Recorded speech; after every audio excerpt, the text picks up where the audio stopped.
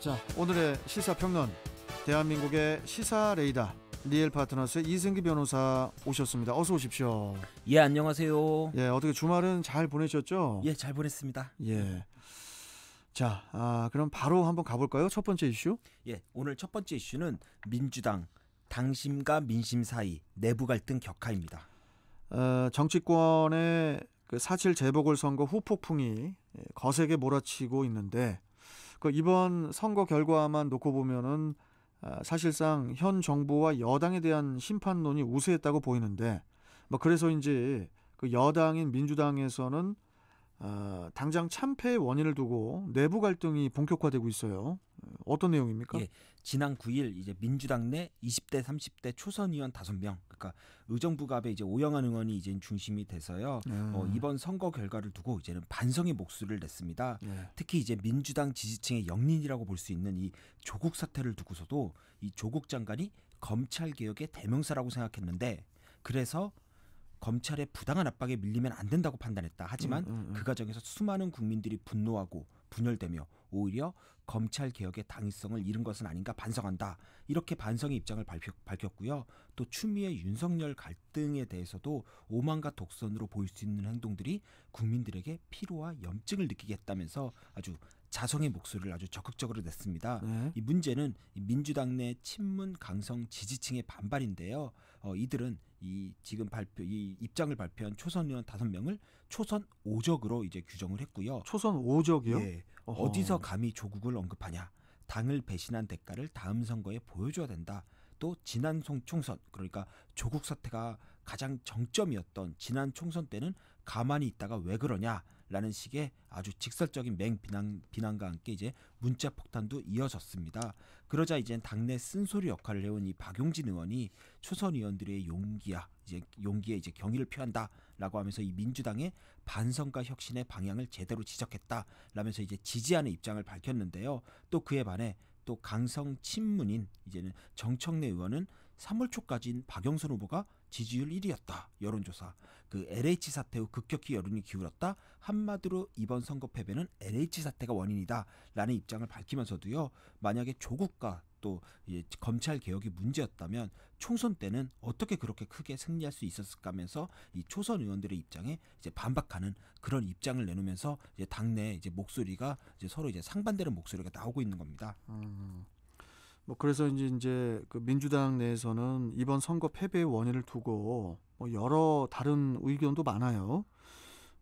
이제는 시장이 된 그 오세훈 후보를 둘러싼 그 내곡동 땅 투기 의혹을 언론들이 제대로 다뤄주지 않았다는 그런 이야기도 있고요. 예, 뭐 검찰 개혁이나 언론 개혁과 같은 이런 개혁적 조치를 제대로 하지 못한 게 어쩌면 이번에 국민들의 실망감으로 표출한 게 아니냐라는 말이 나오면서 180석을 준 이 촛불 민심을 제대로 읽고 제대로 현실에서 구현하자, 이런 목소리도 나오고 있습니다. 결국 이런 발언들을 보면은 이 선거 패배의 원인을 이제 언론이나 뭐 검찰이나 이런 외부에서 찾는 걸로 보이는데요. 그런데 이번 선거 결과만 놓고 보면 여당의 패배를 두고 뭐 현 정부의 실정이다, 또 180석 집권 여당의 오만이다, 뭐 내로남불이다, 여러 분석이 또 외부에서 나오고 있지만요. 가장 중요한 건 가장 핵심적인 건 역시 극성 지지층에 매몰된 정치를 했다라는 걸로 저는 봅니다. 이전에 4.15 총선에서, 그러니까 작년 4.15 총선에서 당시 국민의힘의 전신이었던 이 미래통합당이 이 태극기 부대로 대표되는 이 극우 세력에 휘둘려서 정말 이도저도 아닌 모습을 보였습니다. 그러니 이제는 중도 표심이 싹 민주당으로 가버린 거고요. 그래서 이제는 당시에 이제는 미래통합당이 숨어있는 샤이 보수가 있다라면서 이제 보수표 직결에만 이제 집중을 했는데요. 그런데 이번 선거를 보면 반대로 민주당이 이 친문 적극 지지층에 휘둘려서 뭐 중도층에 전혀 이제는 접근을 하지 못한 걸로 보입니다. 그러니 이번에는 또 민주당에서 샤이 진보 이야기를 한 거고요. 상식적으로 이 샤이라는 거는 결국 부끄럽다는 겁니다. 어떤 한 정당이 자기 지지층을 두고 야 샤이다라고 부른다면은 먼저 하나 생각해야 될 게 왜 부끄러워할까? 왜 지지 정당이 우리라고 말을 못할까? 왜 대놓고 말을 못할까? 이걸 고민을 해야 되는 겁니다. 결국 뭔가 전반적인 민심의 흐름, 특히 중도층에서 외면을 받고 있으니까 나 어디 당 지지한다라고 부끄러워서 말을 못하는 겁니다. 예. 그러면 그걸 변화시키려고 해야 되는 건데 반대로 샤이라는 이름까지 붙이면서 우리 지지층만 보고 가겠다라고 하면은 선거에서 당연히 패배하는 거죠. 지난 총선 때는 이제 미래통합당이 딱 그 상황이었고요. 이번 재보선에서는 또 민주당이 그 상황이 된 겁니다. 어쩌면 이번에 입장문을 발표한 5명의 초선 의원뿐만 아니라 이제 초선 의원 대부분이 이 같은 입장이라고 보이는데요. 저는 사실 이번에 민주당에 20, 30대 초선 의원이 있다는 거를 모르고 있었습니다.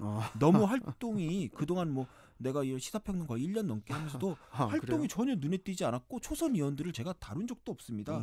결국 그 말은 지난 총선에서 문재인 대통령의 높은 지지율에 기대 이제는 그 지지율에 얹혀서 이제 당선될 때는 아무 말 안 하다가 이번에 서울 부산시장 선거에서 패배하니까 갑자기 나타나 이제 당내 혁신을 이야기하는 겁니다.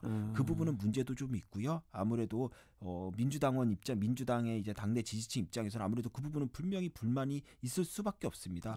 하지만 근본적으로 이 초선 의원들이 보는 관점이 어쩌면 일반 국민들의 눈높이와 좀 비슷하지 않을까 이렇게 보고요. 결국에는 민주당이 과연 친문 강성 지지층의 반발을 무릅쓰고 이 충언을 받아들일지가 차후 대선이나 뭐 지방선거에서 중요한 열쇠가 아닐까 그렇게 보고 있습니다. 자, 민주당은 이번 주 금요일에 원내대표 선거가 있고 또 다음 달 2일 또 당대표 선거가 있는데 여기서 과연 초선 의원들의 의지가 어느 정도 반영될지 그것도 뭐 또 나타나겠죠. 예, 그리고 지도부가 총사퇴했으니까 또 이번에 최고위원 5명도 전당대에서 또 당원 투표로 새로 뽑기로 했습니다. 아무래도 이번에 선출되는 지도부는 향후 대선까지 좀 책임져야 되는 입장이니까 이번 선거 패배의 원인을 면밀히 분석하고 어떻게 당을 쇄신할지 방향을 잡아갈 것으로 보이는데요.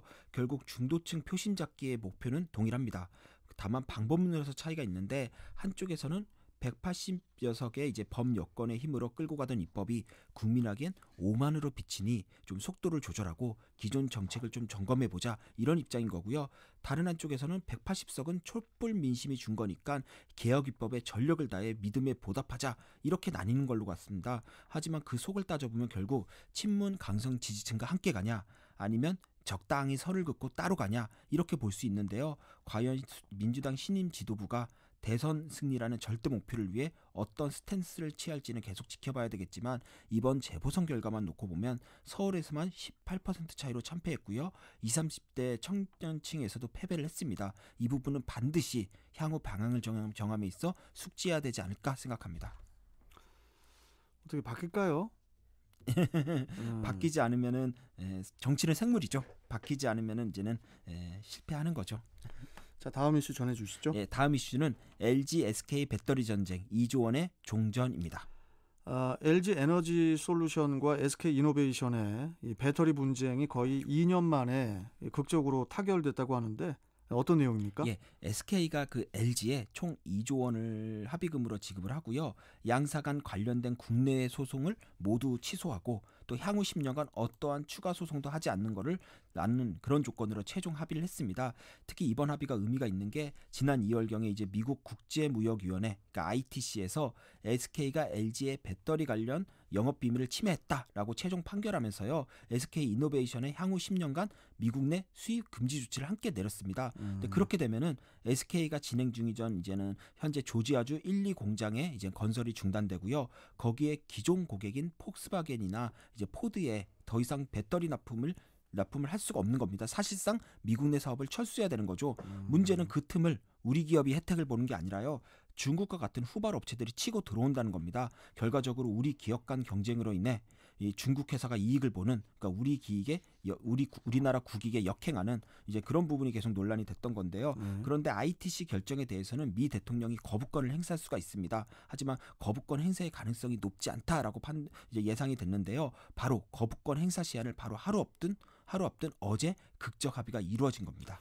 양사 간의 이번 분쟁은 이 배터리 전쟁이라고 부를 정도로 정말 치열했는데 그래서 이제 이번 합의가 정말 서프라이즈라고 보입니다. 예, 양사 간 이 배터리 소송은요. 지난 2017년부터 2019년까지 LG 에너지 솔루션, 당시에는 LG화학이었는데 여기에 직원들이 LG 이노베이션으로 약 100명 정도가 대거 이직을 했습니다.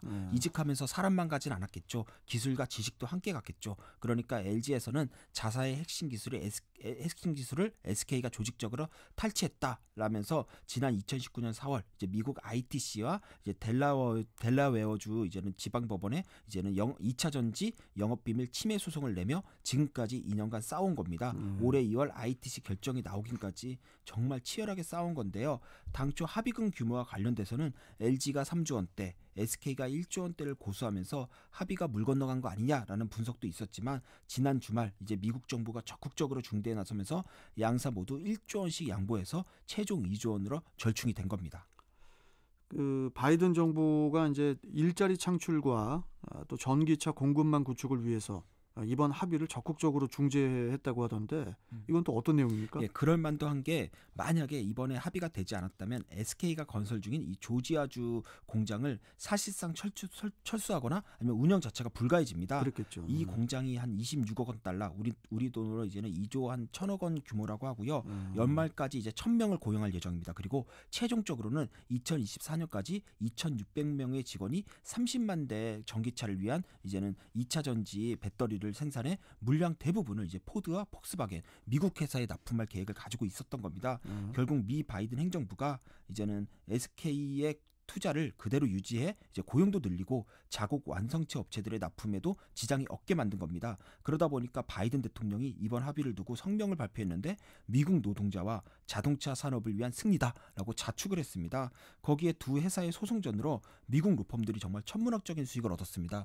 대표적으로 이제 로비 금액에만 SK가 60만 달러, SK가 50만 달러를 썼다고 밝혀진 게만 그 정도입니다. 그렇다 보니까 이런 수익에 고용 유지에 뭐 납품까지 해갖고 이번 합의의 최종 승자는 미국이 아니냐라는 평가도 있습니다. 아니 우리나라 기업들이기 때문에 우리가 최종 승자가 돼야 되는데 예. 미국이 마지막에 미국이 최종 승자라고 말씀하시니까 좀 기분이 좀 찝찝하네요. 그러게요. 예. 자, 아무튼 뭐 잘 되겠죠. 서로 합의가 됐으니까. 예. 자, 오늘 말씀 여기까지 듣도록 하겠습니다. 고맙습니다. 예, 감사합니다. 자, 시사평론가 리얼파트너스의 이승기 변호사와 함께 했습니다.